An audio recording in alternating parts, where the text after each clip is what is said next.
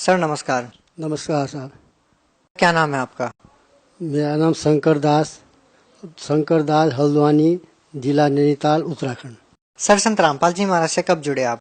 संत रामपाल जी महाराज से सन 2012 में 13 अक्टूबर को जुड़ा था। सर संत रामपाल जी महाराज से नाम दीक्षा लेने से पहले क्या भक्ति साधना करते थे आप? ब्रह्मा, विष्णु, महेश, हनुमान और शिव जी, इन सब की इनसे भी न्यून देवताओं की मैं पूजा करता था। और उसके बाद फिर मुझे पता चला कि दयानंद सरस्वती जी और ये इनके गीत, ये वेदों के महान विद्वान थे और उनने उसकी अनुवाद भी किया है। और मैं उस पिता उनके, और ये सत्यार्थ प्रकाश नाम की एक पुस्तक उनने लिखी है, तो मैं उस पुस्तक को लेने बाजार में गया और बाजार से खरीद लाया। उसके बाद वो पढ़ी तो मैं ये है कि उससे नास्तिक हो गया। और जब मैंने वो पढ़ा, उसमें उनके ज्ञान चर्चाएं वगैरह सुनी, तो मेरे गले नहीं उतरी और तो मैं उसको पढ़ते पढ़ते उसे लास्ट करने से मैं नास्तिक हो चुका था। उसके बाद मैं 10 साल तक नास्तिक रहा। उसके बाद फिर मेरा सारा आध्यात्मिक नशा खत्म हो गया और फिर उसके बाद मैं 10 साल तक मैं नास्तिक रहा। तो उसके बाद फिर दोबारा मैं गीता वगैरह, रामायण वगैरह इनके प्रसंगों पर आया। उसके बाद तब मैं दोबारा अध्यात्म की ओर रुझान हुआ मेरा। सर संत रामपाल जी महाराज जी की शरण में कैसे आए आप? संत रामपाल जी महाराज की शरण में, और मैंने पुस्तक, वो ज्ञान गंगा पुस्तक पढ़ी और 6 महीने तक वो पुस्तक पढ़ी मैंने। 6 महीने तक पुस्तक पढ़ी। उसके बाद पुस्तक पढ़ते पढ़ते एक दिन कोई मुरादाबाद वाले को अजीत भगत जी, और उनने देखा पुस्तक, आप पुस्तक में क्या पढ़ते रहते हो नीचे से? मैंने कहा मैं ये ज्ञान गंगा दिखाई, मैं ज्ञान गंगा पढ़ता हूँ। और मैंने उनने कहा जी मैं तो इस नाम से जुड़ा हूँ। उनने सत साहिब भगत जी सत साहिब, मैंने कहा मैंने नाम तो लिया नहीं, मैं भी सोच रहा था नाम लेने के लिए। तो इतने में उनने कहा हम ले जाएंगे। सर ज्ञान गंगा पुस्तक में आपने ऐसी कौन सी बातें पढ़ी जिसने आपको प्रभावित किया? ज्ञान गंगा किताब में यह है कि गीता के बारे में सारे प्रश्नों के उत्तर, सटीक उत्तर देखे हैं, और ब्रह्मा, विष्णु, महेश की स्थिति का पता चला और उन मंत्रों के बारे में पता चला। सर संत रामपाल जी महाराज से नाम दीक्षा लेने के बाद आपको क्या लाभ मिले? संत रामपाल जी महाराज के नाम उस पर लेने के बाद मुझे सबसे प्रथम लाभ तो यह, मुझे आध्यात्मिक मोक्ष प्राप्ति का मार्ग मिला।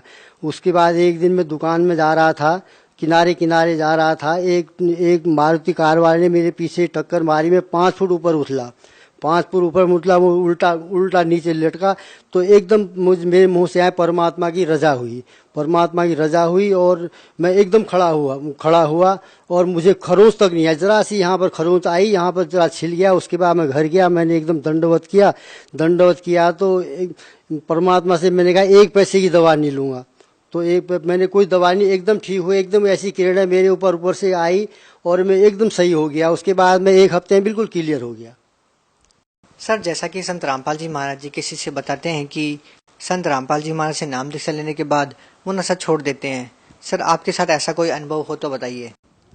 नशा तो मैं शुरू में करता था, लेकिन उससे पहले ही मैं 15-20 साल पहले ही नशा छोड़ चुका था। नशा मैंने कभी। संत रामपाल जी महाराज की भक्ति के बारे में कुछ बताइए। वो शास्त्र अनुकूल भक्ति बताते हैं, जो वेदों के, गीता के अनुसार भक्ति बताते हैं। भाई यही अनुभव है, उन्हीं के अनुसार उनने हमें बताई है, वही पूजा हम कर रहे हैं। सर दुनिया में इतने सारे धर्मगुरु हैं, आप संत रामपाल जी महाराज को कैसे डिफाइन करेंगे? संत रामपाल जी शास्त्र अनुकूल भक्ति बताते हैं, जो शास्त्र मिल गया वही भक्ति बताते हैं। और वो पूर्ण संत हैं, जो वेदों में या सूक्ष्म में बताए हुए ज्ञान के हिसाब से वो बताते हैं, इसलिए हम उनको पूर्ण संत मानते हैं, इसलिए उनसे हमने नामदान लिया। सर कहा जाता है कि संत रामपाल जी महाराज अन्य धर्मगुरुओं के बारे में कुछ टीका टिप्पणी करते रहते हैं, जो भगत समाज को आपत्तिजनक लगती है। सर क्या कहना चाहेंगे?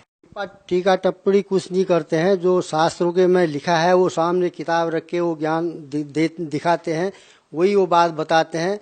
वो लोगों को टीका टिप्पणी लगती है ऐसा नहीं है, वो सद्भक्ति बताते हैं। सर तीर्थ व्रत करने चाहिए? तीर्थ व्रत नहीं करने। क्यों नहीं करने चाहिए?